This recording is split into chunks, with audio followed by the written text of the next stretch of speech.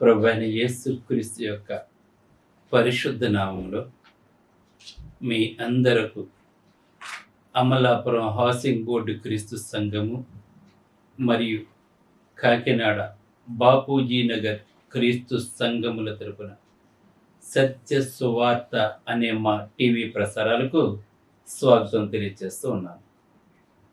ఇవాళ ధ్యానాంశం ఏంటంటే ప్రతిదండన. దండన అంటే శిక్ష. ప్రార్థన చేసుకుందాం. మమ్మలను మిక్కిలిగా ప్రేమించిన పరలోకమందున్న మా ప్రియ తండ్రి, నీ పరిశుద్ధ నామమునకు స్తోత్రములు స్తుతులు తెలియజేస్తూ ఉన్నాను తండ్రి. ఇవాళ ప్రతిదండన అనే అంశం మీద మాట్లాడబోతూ ఉండగా నాయన, నీవే నాతో ఉండి మాట్లాడి ఎవరిని దండించబోతున్నావో తండ్రి, ఆ దండంలోకి మేము వెళ్లకుండా ఉండటానికి ఈ ప్రసంగం మాకు సహాయపడేలా చేయమని వినయపూర్వకముగా యేసు క్రీస్తు యొక్క పరిశుద్ధ నామములో ఈ ప్రార్థన చేయుచున్నాను తండ్రి. ఆమేన్. ప్రతిదండన, ప్రతిధ్వని అంటే ఒకసారి మాట్లాడిన మాట 2-3 సార్లు వినపడటం ప్రతిధ్వని అంటాం మనం. ప్రతిదండన అంటే మనం చేసిన తప్పుల నిమిత్తము దేవుడు దండించడాన్ని ప్రతిదండన అంటారు. ఈ ప్రతిదండన అనే పదం వినటానికి సాధారణమైన పదంగా కనపడుతుంది, కానీ ఆ దండన ఎంత భయంకరంగా ఉంటుందో దైవ గ్రంథం మనకి తెలియజేస్తూ ఉంటుంది. బాధ అంటే ఏంటో బాధను అనుభవించేవాడికి తెలుస్తుంది, కానీ బాధ లేని వాడికి బాధ అంటే ఏంటో తెలియదు. అలాగని ప్రతిదండన కూడా అది అనుభవించినప్పుడు తెలుస్తుంది అది ఎంత భయంకరంగా ఉంటుందో. సాధారణమైన మాటల్లో మనం చెప్తున్నప్పుడు చాలామంది టేక్ ఇట్ ఈజీగా తీసుకుంటుంటారండి.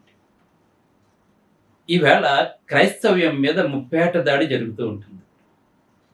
బీజేపీ పాలిత రాష్ట్రాలలో క్రైస్తవ్యాన్ని పూర్తిగా అణిచివేయటం కొరకు అనేకమైన చట్టాలు చేస్తున్నాయి. ఈ మధ్య కాలంలో చాలామంది పబ్లిక్గా క్రైస్తవ్యాన్ని దూషించడం మొదలు పెడుతున్నారు. బైబిల్ పనికిరాని చెత్త పుస్తకం అంట. రాధా మాధవ్ అని ఒక ఆయన మధ్యన చాలా పాపులర్ అయిపోయాడండి. ఆయన బైబిల్ అంట పనికిరాని చెత్త పుస్తకం అంట. ఆయన మాట్లాడుతున్నాడండి. ఆయన ఈ లోకంలో ఉన్న ప్రజలు తెలుసుకోవలసిన విషయం ఏంటంటే బైబిల్ నిజమని, ఇది దేవుని చేత వ్రాయబడిన గ్రంథమని, అంతేకాకుండా ఈవేళ బైబిల్లో ఉన్న ప్రజలందరూ కూడా దేవుని చేత నిర్మించబడిన వారని, ఈ ప్రపంచంలో ఉన్న వారందరూ కూడా దేవుని చేత నిర్మించబడిన వారే అని దైవ గ్రంథం మనకు తెలియజేస్తూ ఉంటుంది. ఈవేళ క్రైస్తవులు, ముస్లిమాన్స్, అలాగనే మన భారతదేశంలో హిందువులు ఉన్నారు. హిందువులు అనేవారు మన భారతదేశంలో మాత్రమే ఉన్నారు, కానీ క్రైస్తవ్యము అలాగనే ముస్లిమాన్స్ ప్రపంచం అంతా కూడా ఉన్నారు. ఈవేళ ప్రపంచంలో ఉన్న ప్రతి ఒక్కరూ కూడా తెలుసుకోవాల్సింది ఏంటంటే మొట్టమొదటి మానవుడు ఆదాము అని, అలాగనే ఆదాము అవ్వలు ఆది తల్లిదండ్రులు, వారి గర్భం నుంచే అందరూ కూడా వచ్చారని లోకమంతా కూడా తెలుసుకోవాలి. ఎందుకంటే ఆదాము గర్భంలోంచి అబ్రహాం వచ్చాడు, అబ్రహాం యొక్క గర్భంలోంచి ఇష్మాయేల్ వచ్చాడు, అదేవిధంగా ఇస్సాకు వచ్చాడు. గమనించారు ఇక్కడ మనం. చరిత్ర చాలా మందికి తెలియదండి. వేళ బైబిల్ని వక్రీకరిస్తున్నారండి. వేళ బైబిల్లో ఉన్న ప్రజలు ఇంకా ఉన్నారు. మనమందరము కూడా అందులోంచి వచ్చినటువంటి వాళ్ళమే, శాఖోప శాఖలుగా. అయితే అబ్రహాము యొక్క కుమారుడు మొట్టమొదట, ఎందుకంటే దేవుడు అబ్రహాముకి ఒక కుమారుని ఇస్తానని వాగ్దానం చేసి అబ్రహాము యొక్క సంతానం ఇసుక రేణువులో ఉంటుంది. సముద్రంలో ఉన్న ఇసుక రేణువుల్ని ఎలాగైతే లెక్క పెట్టలేమో, ఆకాశంలో ఉన్న నక్షత్రాలను ఎలాగైతే లెక్క పెట్టలేమో, అదే విధంగా నీ సంతానాన్ని చేస్తానని చెప్పి దేవుడు వాగ్దానం చేశాడండి.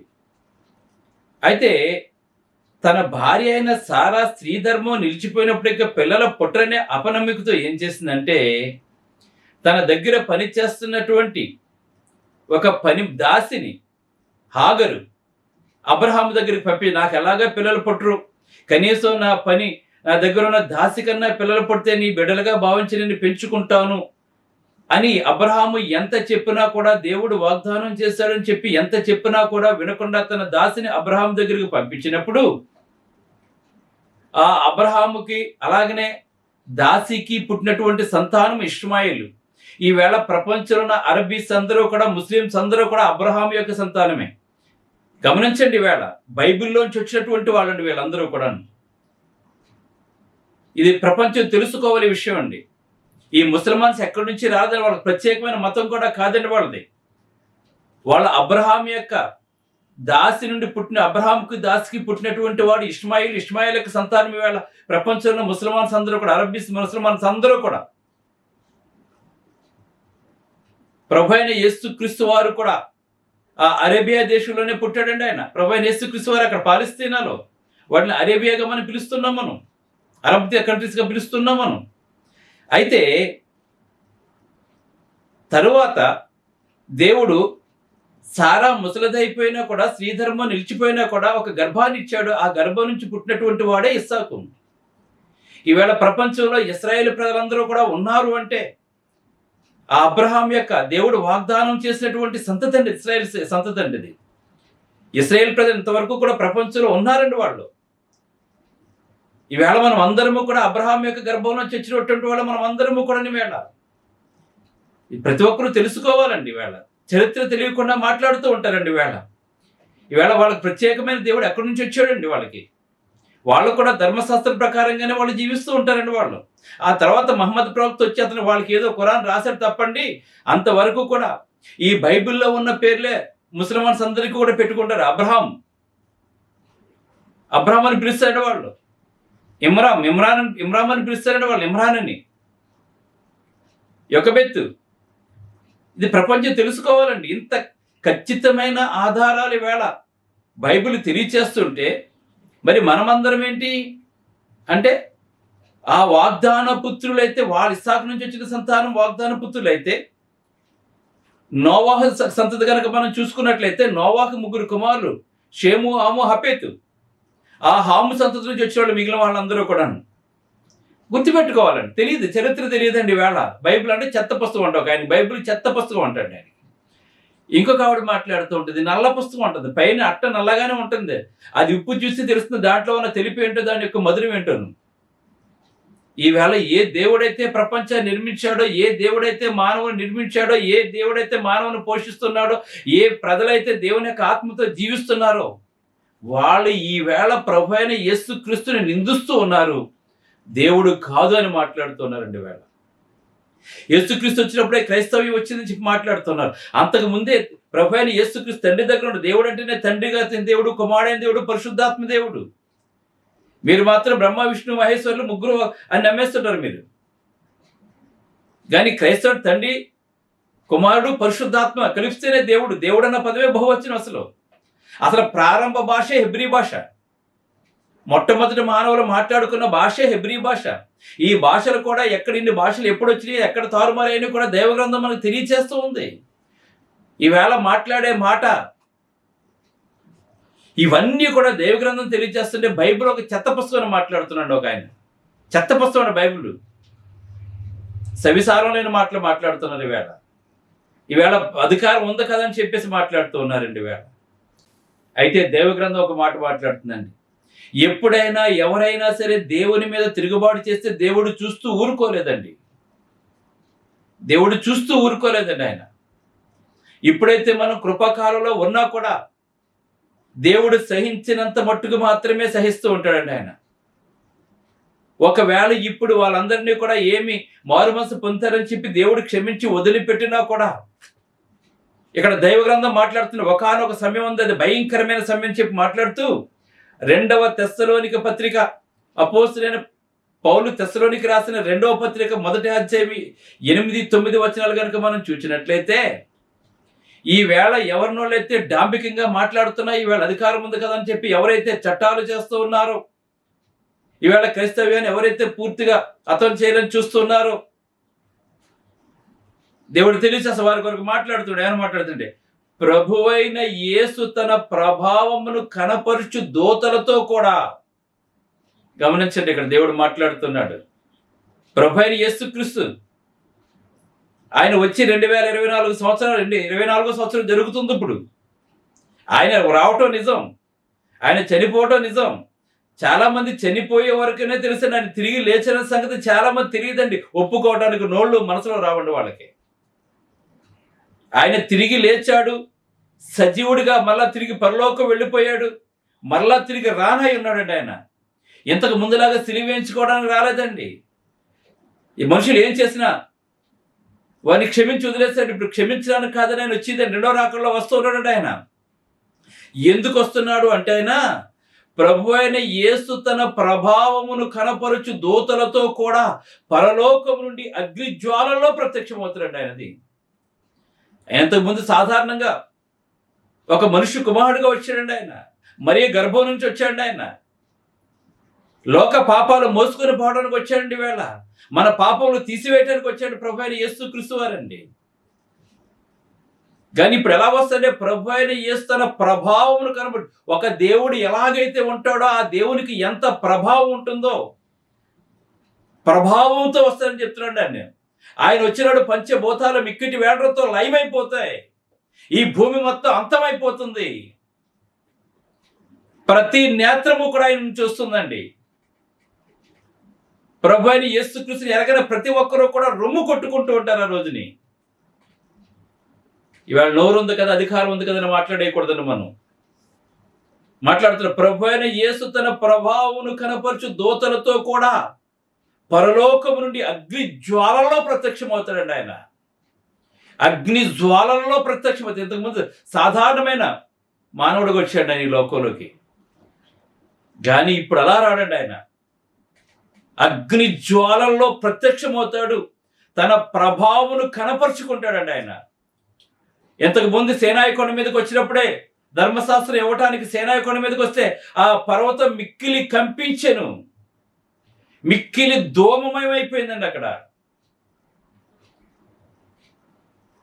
దేవుడు తెలియచేస్తూ ఉన్నాడు. అక్కడ ఇంకా చూడండి, దేవుని ఎరగని వారికి అప్పుడు తెలుస్తుందండి, ఇప్పుడు కాదండి. దేవుని ఎరగని వారికి, మన ప్రభు అయిన యేసుక్రీస్తు సువార్తకు లోబడని వారికి, ఈవేళ సువార్త కనుక నువ్వు లోబడకపోతే, యేసుక్రీస్తుని కనుక నువ్వు ఎరగకపోయినట్లయితే, చెప్తున్నాండి, ప్రతిదండన చేస్తాడండి. అప్పుడు చేస్తాడు ప్రతిదండనండి. ఆయన వచ్చే వరకు కూడా అవసరం వద్దండి. ఈ లోపు కనుక నువ్వు ప్రాణం పోగొట్టుకున్నావంటే అప్పుడే నీకు తెలిసిపోతూ ఉంటుంది, నీకు ఏది నిజమో ఏది అబద్ధం. భూమి మీద నువ్వు దేనిని నమ్మవో, దేనిని నమ్మలేదో, దేనిని తిరస్కరించావో, దేనిని వక్రీకరించావో, దేనిని వ్యంగ్యంగా మాట్లాడావో, నీవు మరణించిన క్షణమే నీకు తెలిసిపోతుందండి. కానీ ఆయన ప్రత్యక్షమైనప్పుడు మాత్రం ప్రతిదండన ఎంత భయంకరంగా ఉంటుంది ఇక్కడ తెలియజేస్తున్నాడండి. వేళ ఇప్పుడు శ్రమ పడుచున్న మీకు విశ్రాంతి అని చెప్తున్నాడండి. ఇప్పుడు ఎవరైనా క్రైస్తవుడు కనుక ప్రభుత్వాల వల్ల కానీ ఎవరి వల్లన్నా కానీ శ్రమ పడుతూ ఉన్నట్లయితే, ఆ శ్రమ పడుతున్న మనకి అప్పుడు విశ్రాంతి. ఇంకా ఆయన సముఖము నుండి, ఆయన మహిమ, ఆయన ప్రభావ మహిమ నుండి వారు పారదోలబడతారండి. ఎవరండి? దేవుని ఎరగని వారికి, సువార్తకు లోబడినటువంటి వారికి దేవుని సన్నిధి నుండి పారద్రోలబడతారండి. వాళ్ళందరూ కూడా నిత్య నాశన దండనం పొందుతారండి. వాళ్ళు దేవుడు తెలియజేస్తున్నాడు. వేళ నిత్య నాశన దండన ఎంత భయంకరంగా ఉంటుందంటే, ఇప్పుడు మాటలతో మనం వివరించలేమండి. అది ఈవేళ సువార్తను ప్రకటించడానికి గల కారణం ఏంటంటే, ఏ ఒక్కడో కూడా ఆ నిత్య నాశన దండనానికి గురి కాకూడదని చెప్పి వేళ సువార్తను ప్రకటిస్తుంటే, మీరు మా వీధిలోకి ఎందుకు వస్తున్నారు? మాకు దేవుడు అన్నాడు కదా, ఆడవుడు ఈడవుడని మాట్లాడుతున్నారు. ఈవేళ ఏ దేవుడైతే నీకు ప్రాణాత్మలు ఇచ్చాడో, ఏ దేవుడిచ్చిన ప్రాణంతో నువ్వు బ్రతుకుతున్నావో, మాట్లాడటానికి ఏ దేవుడైతే నోరిచ్చాడో అదే నోరుతో ఈవేళ ఆడు ఈడు ఎవడని మాట్లాడుతున్నారు మీరు ఈవేళ. చాలా మంది దూషిస్తూ ఉన్నారండి ఈవేళ. నీకు ఇష్టం లేకపోతే మానే, ఊరుకో, అంతే, పర్వాలేదు. నీకు ఇష్టం లేకపోతే మా ఊరుకో, కానీ దేవుణ్ణి దూషించకండి. దేవుణ్ణి దూషించకూడదు మనం. తల్లిదండ్రులు దూషిస్తేనే వాడు దీపం కారు చీకట్లో ఆరిపోతుందంటే దేవుణ్ణి దూషిస్తే ఇంకెలా ఉంటుంది? నువ్వు ఏ గర్భం నుంచి అయితే వచ్చావో ఆ గర్భం నుంచి వచ్చిన నీ తల్లిదండ్రుల గారికి నువ్వు దూషించినట్లయితే అతని దీపం కారు చీకట్లో ఆరిపోతుందని దైవగ్రంథం తెలియజేస్తుంది. అయితే ప్రపంచానికన్నా పరమ తండ్రి, ప్రపంచాన్ని కాపాడుతున్న పరమ తండ్రి, ఆయన నువ్వు దూషిస్తావా? నీ వేళ దేవుడు తెలియజేస్తాడు. వేళ ఇంకా చూడండి, నిత్య నాశనం అని దండన పొందుతారు. నీవేళ ఈ సువార్తను ఎందుకు ప్రకటిస్తున్నావు? అది యుగ యుగాలు కూడా నిత్య నాశనం అనే దండంలో నీ ఉండకుండా లాగటానికి. పాపం అంత భయంకరంగా కాకపోతే యేసు శరీరధారికి లోకంలోకి రావాల్సిన అసలు అవసరమే లేదండి. అసలైన మీ అందరి చేత మాట అనిపించుకోవాల్సిన అవసరమే లేదండి. వేళ పాపం యొక్క విలువ తెలియక నువ్వు కొట్టుకుంటూ ఉన్న వేళ, అది పాపం యొక్క ఫలితం ఎంత భయంకరమో దేవుడు తెలియజేస్తున్నాడు. వేళ ఈవేళ వీళ్ళందరూ మాత్రం క్రైస్తత్వాన్ని దూషించవచ్చు, క్రైస్తవులు మాత్రం ఎవరిని ఏమనకూడదండి. ఇప్పుడు అయితే మాట్లాడుతుంది, ఏల అనగా మేము మీకు ఇచ్చిన సాక్ష్యము నమ్మితులని మాట్లాడుతున్నాం. అక్కడ సంఘంతో మాట్లాడుతూ, అందువలన మన దేవుని యొక్కయు ప్రభువైన యేసుక్రీస్తు యొక్కయు కృప చొప్పున మా యందు ప్రభువైన యేసుక్రీస్తు నామమున ఆయన యందు మీరును మహిమ పొందుతారని చెప్పి మాట్లాడుతుంది. ఇవాళ ఎవరైతే సువార్తను వింటారో, ఎవరైతే సువార్తకు లోబడతారో, ఎవరైతే యేసుకు దేవునికి వాడు ఒప్పుకుంటాడో వాళ్ళందరూ కూడా మహిమపరచబడతారండి. వాళ్ళు యేసు ప్రభు రెండో రాకడలో వచ్చినప్పుడు దేవుడు ఎలాగైతే ఉన్నాడో, దేవుడు ఎక్కడైతే ఉన్నాడో, ఎక్కడైతే సంతోషం ఉందో, ఎక్కడైతే నిత్య సంతోషం ఉందో అక్కడికి వెళ్ళిపోతాం మనం అందరము కూడా. ఈ శరీరానికి మరణం ఉంది కానీ ఆత్మకు మరణం లేదు. ఆత్మ ఎప్పుడు సజీవంగానే ఉంటుంది. ఆ ఆత్మ నువ్వు దేవునితో ఉండాలని కోరుకుంటున్నావా, నిత్య నాశన దండనానికి వెళ్ళిపోవాలని చెప్పి కోరుకుంటున్నావు అని చెప్పి ఇక్కడ దేవుడు మాట్లాడుతూ ఉన్నాడండి. ఇంకా కీర్తన గ్రంథము 9:17 చూసినట్లయితే, దుష్టులను దేవుని మరచువారును పాతాళములకు దిగిపోదురని మాట్లాడుతున్నాడండి. ఇప్పుడు గనక నువ్వు చనిపోయినట్లయితే, నువ్వు ప్రభువైన యేసుక్రీస్తుని అంగీకరించకపోయినట్లయితే, ఈ లోకాన్ని వెంబడించినట్లయితే, పాపుల మార్గంలోకి నువ్వు వెళ్ళిపోయినట్లయితే ఏం చెప్తున్నాడు ఇక్కడ? పాతాళమునకు దిగిపోతానని చెప్పి మాట్లాడుతున్నాడండి ఇక్కడ. ఇంకా పాతాళం ఎలా ఉంటుందంటే ఇక్కడ తెలియజేస్తున్నాడండి. సామెతల గ్రంథం 15:24లో, క్రిందనున్న పాతాళమును తప్పించుకొనవల్లని బుద్ధిమంతుడు పరమునకు పో మార్గము నడుచుకుంటాడండి. ఈవేళ పాతాళంలోకి నువ్వు వెళ్ళకూడదని, ఆ భయంకరమైన శిక్ష దండన నీకు పడకూడదని ఈవేళ ఈ రక్షణ సువార్తను ప్రకటిస్తున్నాను. అందుకే నమ్మి బాప్తిస్మము పొందినవాడు రక్షించబడును, నమ్మని వానికి శిక్ష విధించబడని చెప్తున్నాడు దేవుడు. ఆకాశము కింద ఇవ్వబడిన ఏ నామాన్ని కూడా రక్షణ లేదండి, ఒక యేసుక్రీస్తు నామాన్ని తప్ప రక్షణ. అందుకే ప్రతి మోకాలు యేసు నామములో వంగాలి, ప్రతి నాలుక యేసుక్రీస్తు నామం ద్వారా తండ్రి అయిన దేవుని కనపరచాలని దేవుడు కోరుకుంటున్నాడు. ఈవేళ అన్ని నామాల కంటే ప్రభువైన యేసుక్రీస్తు హెచ్చించబడ్డాడండి. ఈవేళ అందుకే కిందనున్న పాతాళమును తప్పించుకోవడానికి రక్షణ సువార్తను ప్రకటిస్తున్నాను. నువ్వు చనిపోతే కిందనున్న పాతాళంలో కాదు నువ్వు వెళ్ళవలసిందండి, పైనున్న పరదేశంలోకి వెళ్ళాలి. నువ్వు అక్కడ నెమ్మది పొందుతూ ఉండాలి. ప్రభువైన యేసుక్రీస్తు రెండో రాకడలో వచ్చినప్పుడు నువ్వు పరలోకానికి వెళ్ళిపోవాలి దేవునితో పాటు. దేవుడు దేవదూతలు ఎలాగైతే ఉన్నారో నువ్వు కూడా అలాగే మారిపోతూ ఉంటావు. నువ్వు దేవుడు తెలియజేస్తున్నాడండి. ఇంకా సామెతల గ్రంథము 27:20 చూసినట్లయితే, పాతాళమునకు అగాధ కోపమునకు తృప్తి కానేరదండి. ఎంతమంది వచ్చినా సరే పాతాళం రా రా అని పిలుస్తూ ఉంటుందండి. ఎంతమంది వచ్చినా సరే దాంట్లో చోటు ఉంటుందండి. దేవుడు తెలియజేస్తున్నాడు. యెషయా గ్రంథం 5:14 చూసినట్లయితే, అందుచేత పాతాళము గొప్ప ఆశ పెట్టుకుని అపరిమితముగా తన నోరు తెరుచుచున్నదండి. ఈవేళ ఎవరి నోరులైతే యేసు ప్రభువును దూషించడానికి తెరుచుకున్నాయో అదే విధంగా ఈవేళ పాతాళం కూడా వారందరినీ కూడా లాగి వేసుకోవడం నోరు తెరుచుకుంటుందండి. ఈవేళ అందుచేత పాతాళము గొప్ప ఆశ పెట్టుకుని అపరిమితంగా తన నోరు తెరుచుకున్నది. వారిలో ఎవరుంటారో తెలుసా? ఈవేళ చట్టాలు చేసే వాళ్ళు ఉంటారండి. ఈవేళ నాకు అధికారం ఉంది కదని చెప్పి చట్టాలు చేసుకుంటూ పోతున్నారండి. అందులో వాళ్ళు ఎవరు ఉంటాడా? వారిలో గనులను, సామాన్యులను, ఘోష చేయవారును, హర్షించేవారును పడిపోతారని చెప్తున్నాడు ఇక్కడ. ఈవేళ ఎక్కడైతే పీఠాల మీద కూర్చున్నావో, ఎక్కడైతే అధికారం చెలాయించావో, వీళ్ళందరూ కూడా గొప్పవారేమి, కొద్దివారేమి, గనులేంటి, సామాన్యులేంటి, అందరూ కూడా అక్కడ ఘోష నువ్వు అందులో పడిన వెంటనే నువ్వు ప్రాణం విడిచినట్టు నేను మొదలైపోతాను నీకు వేదన. అక్కడ ఇక్కడ నువ్వు అఫీషియల్గా తిరగొచ్చు, 2 కోట్ల డ్రెస్ వేసుకుని తిరగొచ్చు, కోట్ల కొలది ఆస్తి సంపాదించుకోవచ్చు, పేరు ప్రతిష్టలు సంపాదించుకోవచ్చు, ఈవేళ గొప్పగా బతకొచ్చు, నీ భోజనానికి ఈవేళ రోజుకి 2 లక్షలు అవ్వచ్చు, ఈవేళ ప్రపంచ దేశాల్లో గొప్పవాడుగా నువ్వు పిలవబడవచ్చు. ఆ గనులందరూ కూడా ఈ నోరు తెరుచుకున్న పాతాళంలో పడితే అప్పుడు తెలుస్తూ ఉంటుంది దాని సంగతి ఏంటన్నది, ఆ దండన ఏంటన్నది. ఈవేళ అనేక మందిని అగ్ని నుంచి లాగడానికి ఈవేళ సువార్తను పెట్టేస్తున్నావు. నువ్వు వింటే వినలేత మానే, నీ ఇష్టం అది. మేము ఎవరిని బలవంతం పెట్టండి, మేము ఎవరిని లోకం. నీ అంతటి నువ్వే నరకానికి పోతానంటే, నీ నోటితో నువ్వు నరకానికి పోతాను నువ్వు అనుకున్నట్లయితే వెళ్ళిపో. నమ్మి బాప్సం పొందిన వాడు మాత్రమే రక్షించబడతాడు. నమ్మని వానికి శిక్ష విధించబడుతుందండి. ఈవేళ నువ్వు నమ్మితే నమ్మకపోతే మానే. ఈవేళ సత్యాన్ని ప్రకటిస్తున్నాం. యేసుక్రీస్తు నిజమైన దేవుని కుమారుడని చెప్తున్న వేళ ఏ నాలుకైతే యేసుక్రీస్తుని ఒప్పుకుంటుందో, ఒప్పుకున్నావా శాశ్వత కాలము ఆ శిక్ష నుండి నువ్వు తప్పించుకుంటావు, ఆ ప్రతి దండం నుంచి నువ్వు తప్పించుకుంటావు. అందుకే వారిలో గనులు, సామాన్యులు, ఘోష చేయవారు, హర్షించే వారందరూ కూడా పడిపోతుంటారని చెప్పి దైవలేఖనం మనకు తెలియజేస్తుందండి.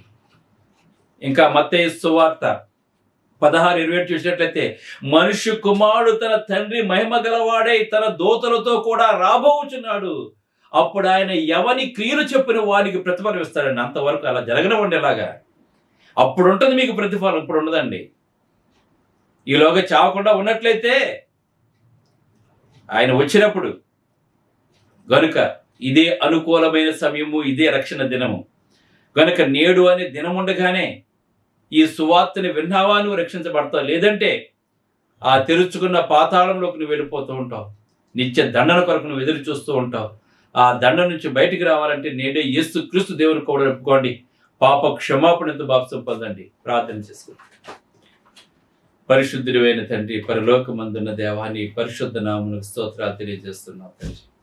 సత్యమును ప్రకటిస్తున్నాం తండ్రి. అనేక మందిని అగ్ని నుంచి లాగాలని ప్రయత్నం చేస్తున్నాం తండ్రి. ప్రభా నీకు ఇష్టమైతే తండ్రి అనేక మందిని వారు లాగి తండ్రి, వారు వెళ్తున్న మార్గం సరైంది కాదని తెలుసుకుని తండ్రి నిత్య జీవానికి వారసులుగా చేయమని ఈ వాక్యం ఉన్న ప్రతి ఒక్కరిని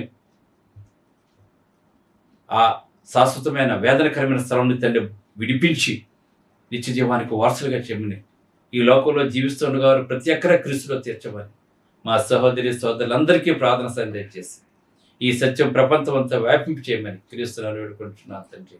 ఆమేన్. మీ అందరికీ వందనములు. బ్రదర్ జార్జ్ రాజు వారా, church of Christ, housing board, Amalapuram, near KIMS medical college, Konaseema district, 532201. Mobile number 9848730355, 929331747. Email ID georgerajuvara@gmail.com. Website www.helpingforpoor.com.